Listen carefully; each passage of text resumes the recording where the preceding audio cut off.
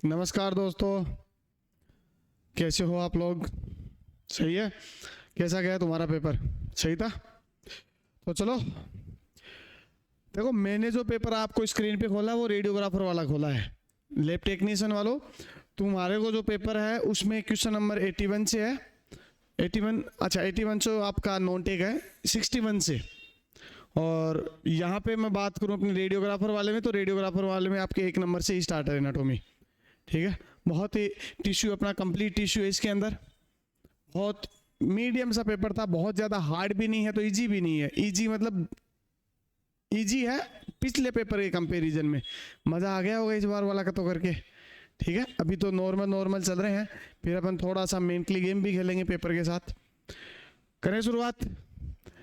चलो भाई, शुरुआत करते हैं अपन पहले क्वेश्चन से। एक चीज़ और बता देता हूँ मैं कि मैं जो क्वेश्चन अभी करूंगा वो ऐसे नहीं ऐसे सीक्वेंस से, मैं ऐसे अल्टरनेट, ताकि मेरे को बार बार इधर नहीं आना पड़े, है ना। तो मैं उस हिसाब से इसको सोल्व करूंगा। आ जाओ, सबसे पहले देखते हैं अपन पहला क्वेश्चन। इसने पूछा है कि एपिथेलियम टिश्यू किससे मिलके बना होता है, ओरिजिन कैसा है उसका। तो जहां अपन ने टिश्यू स्टार्ट किया था वहां मैंने बताया था कि एपिथेलियम टिश्यू एकमात्र ऐसा टिश्यू होता है जो तीनों प्रकार की जर्म लेयर से बनता है। 3 प्रकार की जर्म लेयर बताई थी ना, जिनका ओरिजिन बताते हैं अपनी कंप्लीट बॉडी। कोई भी ऑर्गन, कोई भी टिश्यू जो बनते हैं वो अलग अलग जर्म लेयर से बनते हैं। कौन सा किससे बनता है वो अपन ने एग्जाम्पल सहित पढ़ी थी तीनों लेयर। एपिथेलियम टिश्यू के लिए अपन ने कहा था कि एकमात्र ऐसा टिश्यू होता है जो तीनों लेयर से मिलके बनता है। तीनों का मतलब है एक्टोडर्म, मेसोडर्म, एंडोडर्म, तीनों से मिलके बनता है। तो चौथा ऑप्शन ऑटोमेटिकली कौन सा हो जाएगा? All of these. तो इसका आंसर कौन सा हो जाएगा? All of these. आप एपिथेलियम से किसकी तरफ जाओगे? कनेक्टिव टिश्यू की तरफ जाओगे। 4 प्रकार के टिश्यू देखे थे ना भाई। कनेक्टिव टिश्यू कैसा होता है? उत्पत्ति में अपन ने बताया था कैसा होता है, एंडो एंड एक्टो। ठीक है, मैं जाता हूं किसकी तरफ? मस्कुलर की तरफ। मस्कुलर जो टिश्यू है ये मोस्टली कैसा होता है? ये मीजोडर्मल होता है। मीजोडर्मल होता है। इसमें 2 अपवाद आते हैं, 2 एक्सेप्शन, 2 अपने बोले थे एक्सेप्ट। किस किस के अलावा? Iris and ciliary body of eye, ये दोनों नेचर में कैसे होते हैं? एक्टोडर्म होते हैं। बाकी सबके सब कैसे थे? मीजोडर्मल होता है। और लास्ट अपना टिश्यू कौन सा पढ़ा था अपने? नर्वस। नर्वस टिश्यू के अंदर अपन बताया था कंप्लीटली कैसा होता है? एक्टोडर्मल। कैसा होगा? एक्टोडर्मल। ठीक है, अगला क्वेश्चन दे रखा है कि which type of epithelium allow stretching and is found in urinary bladder. ऐसा कौन सा टिश्यू है जो स्ट्रेचिंग अलाउ करता है और साथ ही साथ कहाँ पाया जाता है? यूरिनरी ब्लैडर में पाया जाता है। इससे रिलेटेड अपना 5वां क्वेश्चन भी है। वहाँ अपन बताते हैं कि जहाँ अपने ट्रांजिशनल एपिथेलियम पढ़ा था वहाँ अपन ने बताया था कि एकमात्र ऐसा टिश्यू होता है जो अपने क्लासीफाई किया था। क्या किया था? क्लासीफाई किया था अपने। स्ट्राटिफाइड कंपाउंड एपिथेलियम को 2 भागों में बांटा था ना। कौन कौन सा? Stratified and transitional. इनकी कंडीशन ही यही थी कि एक इस प्रकार की सेल्स का ग्रुप बनता है जिनमें स्ट्रेचिंग पाई जाती है, और एक इस प्रकार का ग्रुप बनता है सेल्स का जिसमें स्ट्रेचिंग नहीं पाई जाती। जिसमें स्ट्रेचिंग पाई जाती है उसको अपन ने नाम दिया था ट्रांजिशनल एपिथेलियम, और जिसमें नहीं पाया जाता उसको अपन ने दिया था स्ट्राटिफाइड। ठीक है, तो आंसर कौन सा हो जाएगा? स्ट्रेचिंग। ट्रांजिशन एपिथेलियम कहाँ कहाँ पाया जाता है? ये यूरिनरी सिस्टम में पाया जाता है। एग्जाम्पल रखे थे यूरिनरी ब्लैडर, यूरेथ्रा और यूरेटर। इन तीनों में क्या पाया जाता है? आपका ट्रांजिशनल एपिथेलियम पाया जाता है। ठीक है, बिल्कुल स्मूथली चल रही है अपनी गाड़ी। बहुत प्यारे प्यारे छोटे छोटे क्वेश्चंस हैं आपके, ऐसे ही एग्जाम में आते हैं। चलो भाई, नेक्स्ट क्वेश्चन। नेक्स्ट क्वेश्चन अगला पूछ रहा है कौन सा? सिनेडियन मेम्ब्रेन कहाँ प्रेजेंट होती है? ये ओल्फैक्टरी रीजन में प्रेजेंट होती है, जो कि एपिथेलियम का बना होता है। ये पूछ रहा है वो एग्जाम्पल किसका है? आप देखो कोई भी आप खाने की या किसी भी चीज की आपकी स्मेल आती है, ओल्फैक्टरी रीजन में आप उसको फील करते हो। वो उसको लेके कौन लेके जाता है? ब्रेन के पास लेके जाने वाले कौन से थे? जो आपके न्यूरॉन्स हैं वो किस से मिलके बने हुए होते हैं? तो इसने कहा है वो किस मिलके बने हुए होते हैं? Neurosensory epithelium. ठीक है, सिंपल सा डायरेक्ट क्वेश्चन था ये तो। नेक्स्ट क्वेश्चन, विच ऑर्गेनिल, ऐसा कौन सा ऑर्गेनिल्स है जो मॉडिफाई करता है, स्टोर इसको सॉर्ट करेगा, पैकेज करेगा और उसके बाद में उसका क्या कर देता है, सिक्रेशन कर देता है। ठीक है, इसने प्रोटीन पूछा है, लिपिड भी हो सकता है। तो ऐसा कौन सा और सेल ऑर्गेनिल्स अपन ने पढ़ा था कि वो एक जगह से चीजों को ले रहा था, फिर उसमें चेंजेस मॉडिफाई कर रहा था, सॉर्ट कर रहा था, उसके बाद में उसको पैकिंग करके क्या कर रहा था, सीक्रेट कर रहा था। याद आ रहा है, डायग्राम एक अपन ने बनाया था, कौन सा, एंडोप्लाज्मिक रेटिकुलम। ऐसी एक संरचना अपन ने बनाई थी, इससे एक संरचना बन रही थी, कौन सी, ऐसी संरचना अपन ने बनाई थी ना एक, क्या नाम था, एक सेकेंड,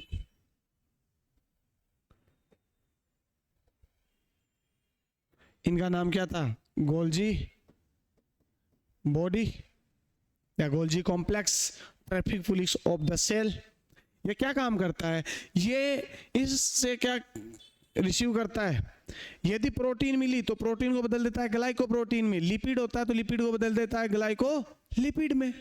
तो क्या कर रहा है, कौन सा ऑर्गन है, Golgi complex, Golgi apparatus, Golgi body, traffic police of the police. ठीक है, ये सब क्या है, कोई सा भी एग्जांपल, ये कोई सा भी आपको नाम लिखा हुआ दिखता तो वो दे देते, इसमें लिखा हुआ कौन सा, गोल्जी अपरेटस। तो आंसर कौन सा हो जाएगा अपना, गोल्जी अपरेटस। सही है। नेक्स्ट अगले क्वेश्चन की तरफ चलते हैं अपन। अगला क्वेश्चन क्या कह रहा है, which of the following is a not a component of fluid connective tissue. अपन ने कनेक्टिव टिश्यू बोला था, कनेक्टिव टिश्यू अपन ने बताया था 3 चीजों से मिलकर बना होता है। सबसे पहले अपन ने बात करी थी मैट्रिक्स, दूसरा अपन ने बात करी थी किसकी, फाइबर्स, तीसरा होता है अपना डिफरेंट टाइप की सेल्स। मैट्रिक्स अपन ने क्या कहा था, एक पॉलीसेकेराइड से मिलके बना हुआ होता है, म्यूकोपॉलीसेकेराइड्स का एग्जांपल दिया था, जो एक क्या होता है, मॉडिफाइड पॉलीसेकेराइड है। अगला फाइबर्स, अलग अलग टाइप के 3 प्रकार के फाइबर्स पढ़े थे अपन ने, डिफरेंट टाइप की सेल्स पढ़ी थी, ट्रिक भी बनाई थी उन सब की, कौन कौन सी, एफएम मैप, जैसे तुम्हें गाड़ी में जाना है, एक जगह से दूसरी जगह तुम्हें लिंक अप करनी है, तो लिंक अप करने का काम कर रहे हो, ये काम कनेक्टिव टिश्यू कर रहा था। तो तुम जा रहे हो, तुम्हें रास्ता नहीं पता, तो रास्ता दिखाता है मैप। अब अकेले जा रहे हो, बोर हो रहे हो, तो तुमने क्या लगा लिया, एफएम पे गाने लगा लिए, ट्रिक बनाई थी ना, एफएम मैप। क्लियर। तो इसमें ये तीनों चीज होती है कनेक्टिव टिश्यू में, लेकिन अपन जाएंगे किसकी तरफ, स्पेशल कनेक्टिव टिश्यू की तरफ, और उसमें भी जाएंगे फ्लूइड कनेक्टिव टिश्यू की तरफ। तो फ्लूइड कनेक्टिव टिश्यू में अपन ने कहा था बाकी तीनों कंपोनेंट होते हैं, सिवाय 2 कंपोनेंट पाए जाते हैं, सिवाय किसको छोड़ के, फाइबर्स को। फाइबर्स फ्लूइड कनेक्टिव टिश्यू में क्या होते हैं, एब्सेंट होते हैं। तो ब्लड किसका एग्जांपल है, फ्लूइड कनेक्टिव टिश्यू का। तो कौन सा आंसर हो जाएगा, फाइबर्स। ठीक है। Next, mast cell secrete which of the following. Mast cell क्या होता है, कनेक्टिव टिश्यू की सेल्स है, केमिकल्स रिलीज करती है। 3 टाइप के केमिकल्स का मैंने नाम लिया था, कौन कौन से थे, हिस्टामिन, सीरोटोनिन और हिपेरिन।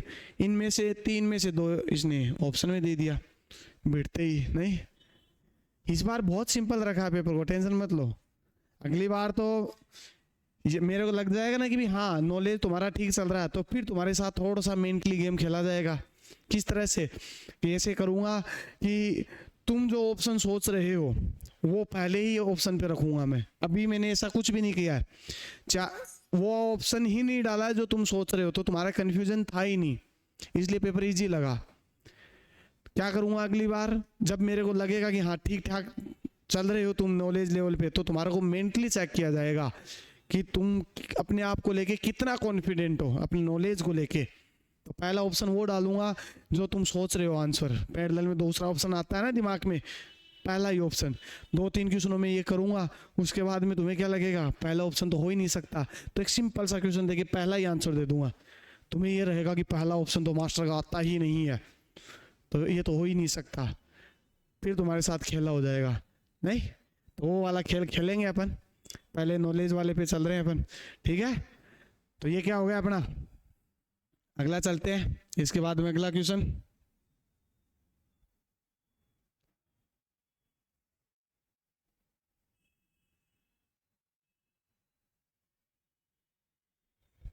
हाँ भाई, अगला क्वेश्चन क्या कह रहा है, intercalated disc are a unique feature of.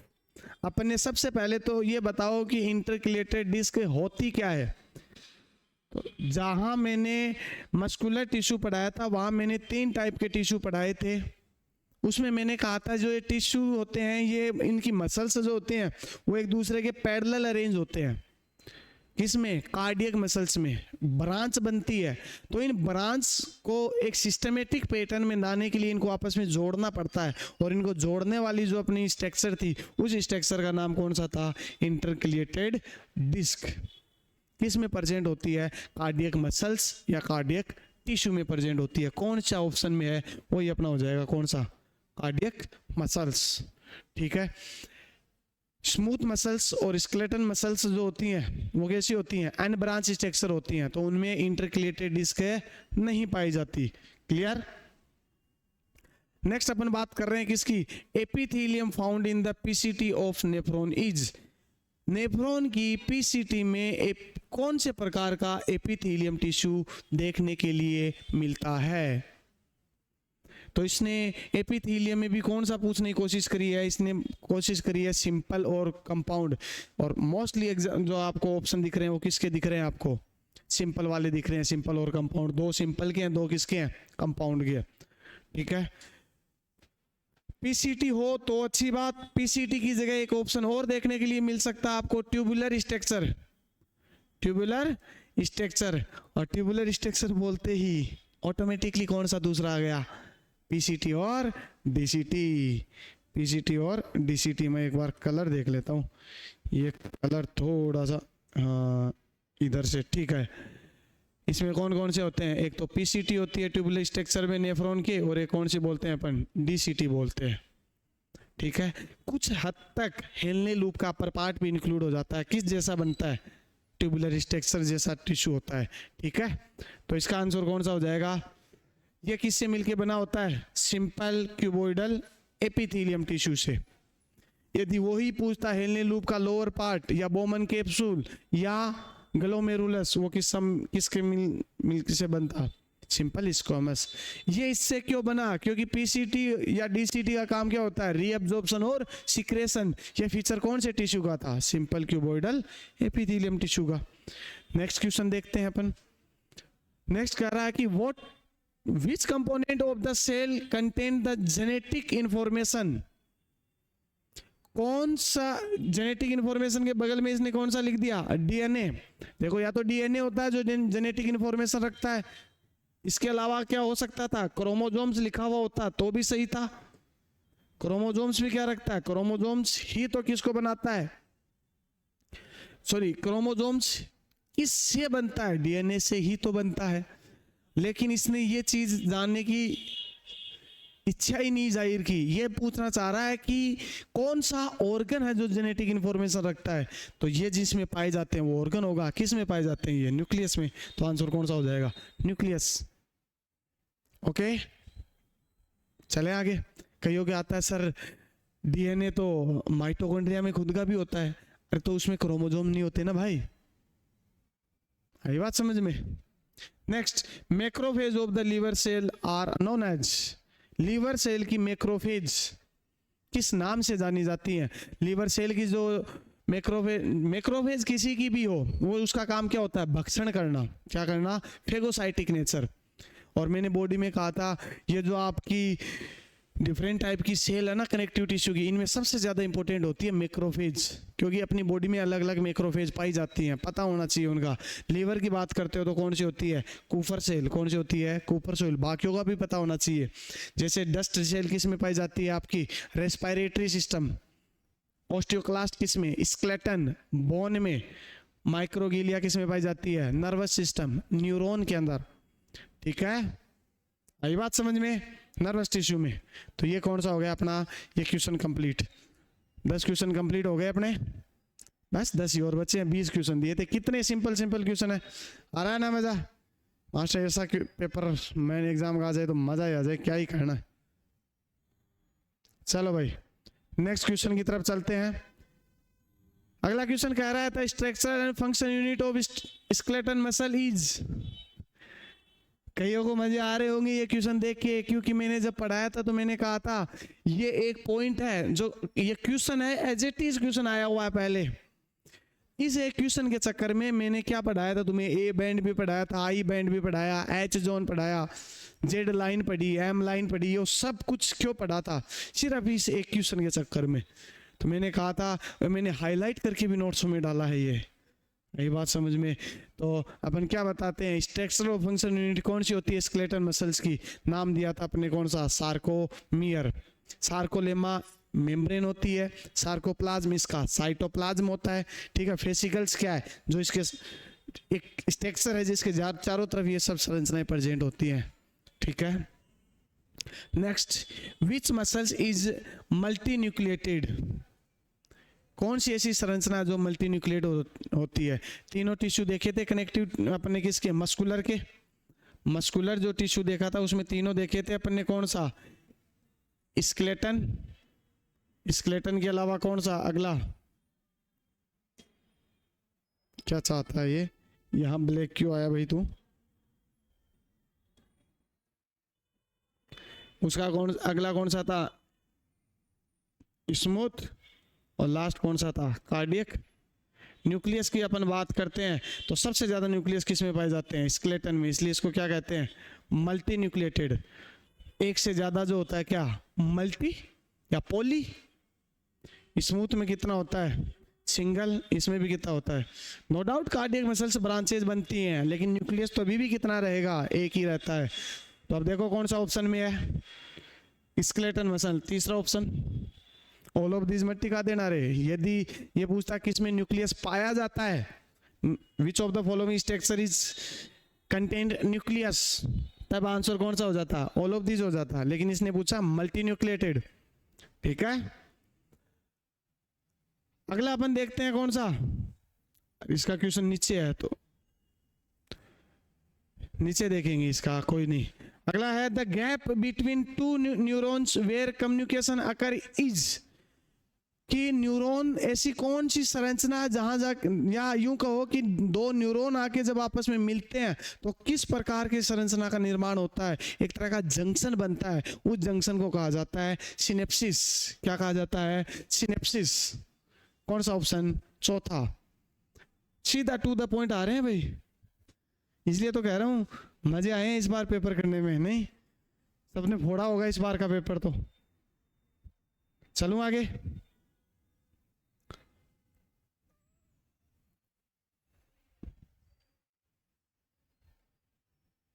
Next.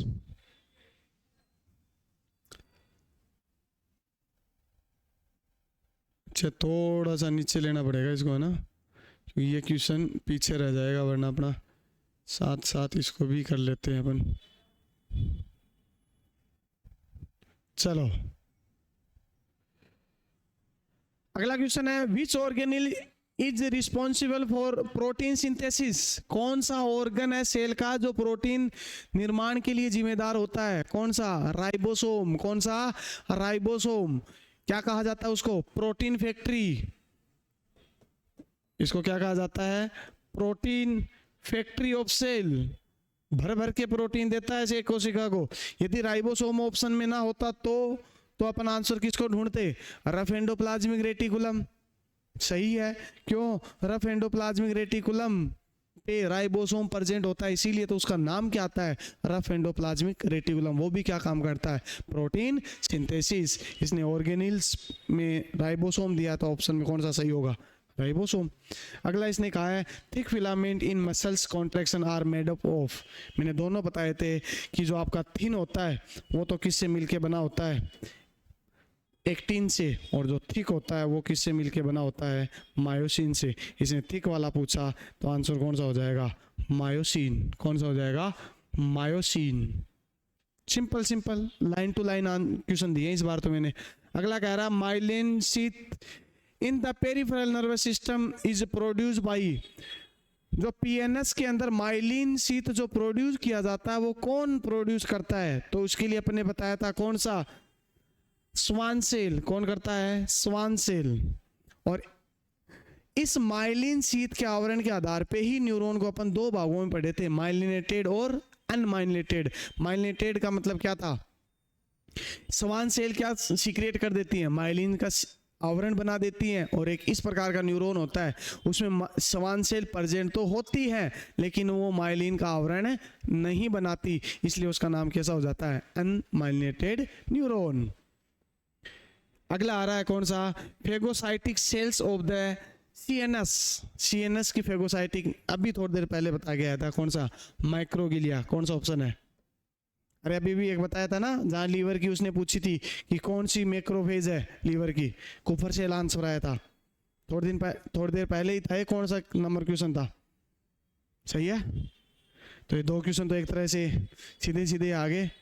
और यदि मैक्रोफेज का क्वेश्चन आएगा या कनेक्टिव टिश्यू के कंटेंट का आता है तो ये देखने के लिए मिलता है, इसलिए अलग से नोट डाल के लिखा मैंने, डायग्राम भी बना के दिया था आपको और नोट भी डलवाया था मैंने कि याद रखना इन बातों को, एक दिन काम आएंगी। वो दिन आ गया है, आगे भी काम आएंगी, ये आज का आखिरी दिन नहीं है भाई, ठीक है? तो याद रखना इसको। चलो भाई नेक्स्ट क्वेश्चन की तरफ चलते हैं अपन। अपने भाई साहब कहाँ हैं? आइए, आगे बढ़ने की इजाजत लेनी पड़ती है ना।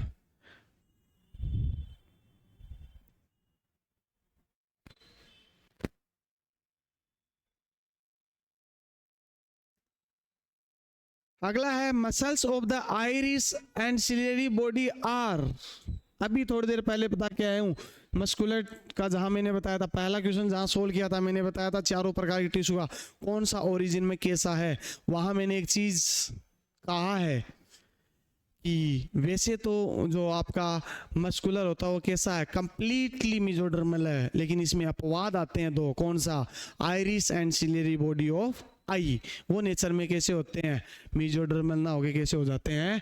एक्टोडर्मल। कौन सा ऑप्शन? पहला ही ऑप्शन है आपका, ठीक है। अगला क्वेश्चन लिखा हुआ है निसेल्स ग्रेन्यूल्स कहाँ पाए जाते हैं? निसेल्स ग्रेन्यूल्स पाए जाते हैं किसके अंदर? साइटोन के अंदर, डेंड्राइन के अंदर। और किस में नहीं पाए जाते? एक्सोन के अंदर। किस में नहीं पाए जाते? एक्सोन में नहीं पाए जाते, ठीक है। एक्सोन अपने बताया भी था, एक क्या है? डेंड्राइन का ही इलोंगेटेड रूप होता है। कोई एक डेंड्राइन क्या कर लेता है? अपने आप को लॉन्ग लाइक स्ट्रक्चर में कन्वर्ट कर लेता है, उसी का क्या नाम दे देते हैं अपन? एक्सोन। लास्ट क्वेश्चन आपका कौन सा है? Which organ is involve in the detoxification of drugs and protein? कौन सा ऐसा है जो ये काम करता है, जिसको अपन क्या कहते हैं? शिवेजर्स भी कहते हैं। शिवेजर्स का मतलब होता है सफाई कर्मी। क्या बोलते हैं? सफाई कर्मी। तो निम्न में से कौन सा है? बताओ भाई। ये चार ऑप्शन मैंने कहा था ना, इसका क्वेश्चन नीचे है, कौन सा होगा? बताओ।